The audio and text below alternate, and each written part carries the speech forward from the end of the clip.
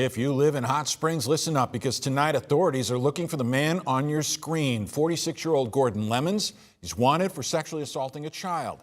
Lemon, originally taken into custody in Texarkana, has been on the run for about a year.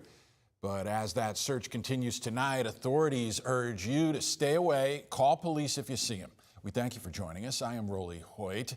Brooke and Jurnee have the night off. Let's get another look at this guy, Lemons. His initial arrest came back in July of 2024, also for sexual assault, but he later released on a $150,000 bond. Then, just days before authorities planned to file more charges in May of last year, he attempted to fake his own death. Police say he then managed to take off through South Texas to try to cross into Mexico. And then after that plan failed, his ex-girlfriend, Thesia Griffin, allegedly picked him up to try and help him. She's now under arrest, but Lemons remains on the run. Let's look ahead to Chief Meteorologist Tom Brannan here as we head into what is sounding like, every time I hear you talk about it, a gorgeous weekend shaping.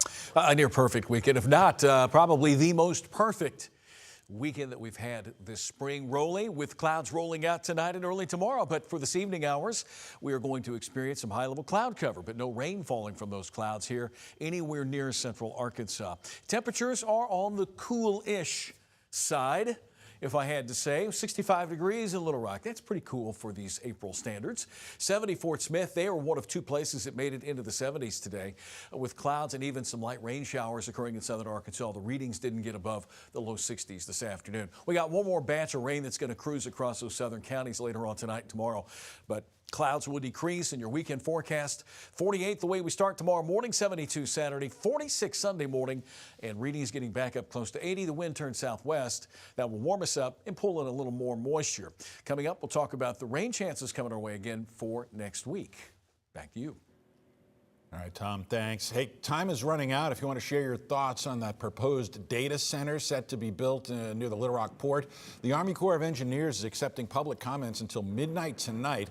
Certain specific objections or issues could actually prompt the Corps to end up holding public meetings and possibly demand modifications to the proposed project.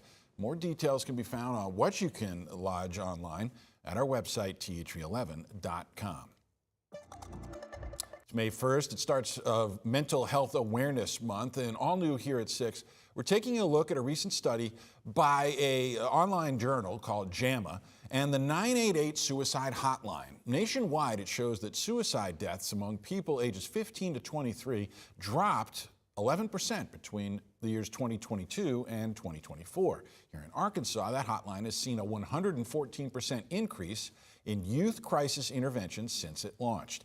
They say that they are now handling around 50 calls and texts a day, a growth they attribute to the addition of the texting option in 2025, making it easier for younger people to reach out. During a call or chat or text, any kind of intervention, interaction, is not only do we want to stabilize and we want to support through that and really kind of de-escalate the situation, but we also want to connect them to the next level of care.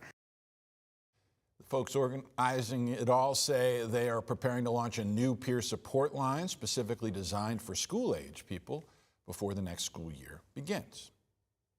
Meanwhile, a maternal health crisis putting a spotlight on access for new mothers here in the state, and now a first-of-a-kind program at UAMS's College of Nursing is in the process of launching to try and help. THV11's Maya Ellison shows it how it could improve outcomes across the state.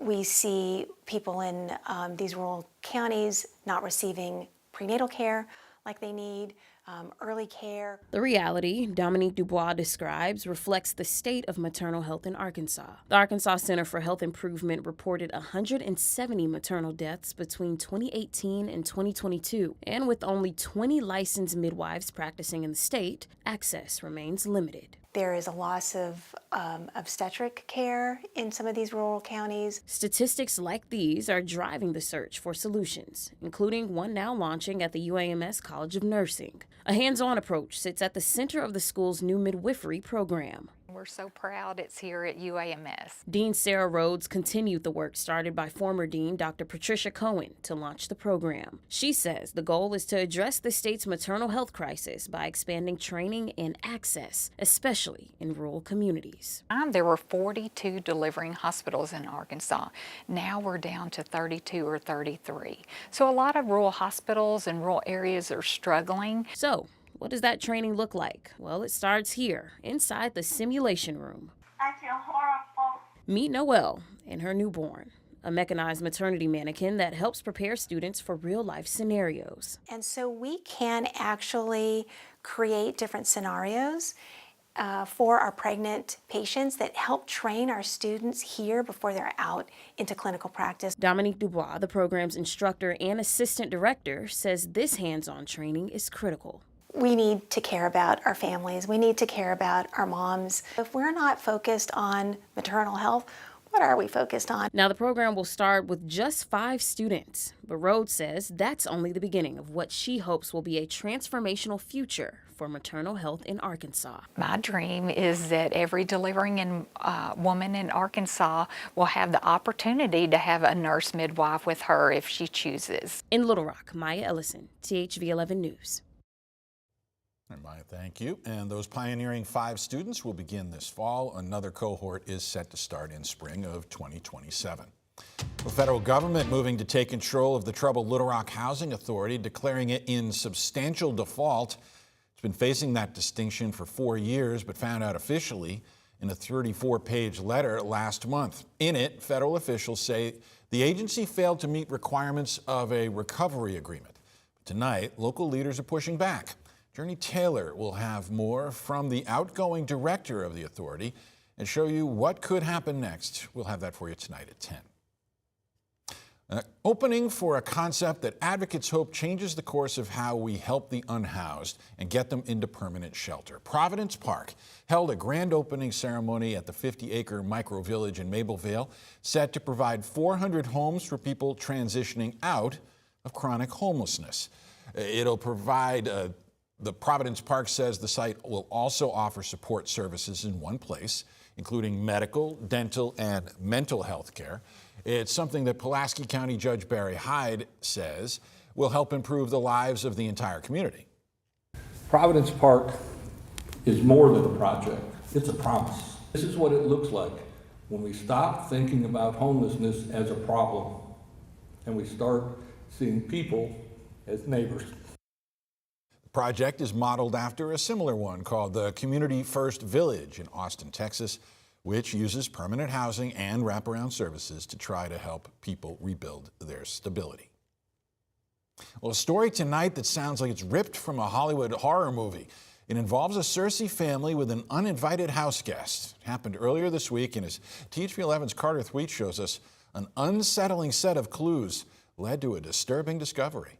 Harding University professor Dutch Hoget thought something was off. We noticed that chairs had been moved around in the house. We noticed that some of our food was missing. He and his wife shared their concerns with their daughter Charisse and son-in-law Mark. I think they thought they were both going crazy, and I'm like, that doesn't happen at the same time suddenly. While Dutch was at church, Charisse, Mark, and Dutch's wife Sharon started searching the house. Sharon went in first. She went further into the closet, and that's when I saw her eyes get really big, and she starts to back out, and she says, "There's someone in there. I see their leg or their jeans or something." It was an intruder, a man who said he was homeless, who left the house and was promptly arrested. I could tell he wasn't really a threat, but I had him step outside, and then I sat him down and I just talked to him for a little while till the police came. The man's story was a wild one. He said he first entered through the home's crawl space. And he was here for how long, do y'all think? Well, probably one night. Before making his way into the basement sometime Tuesday morning and staying through Wednesday evening,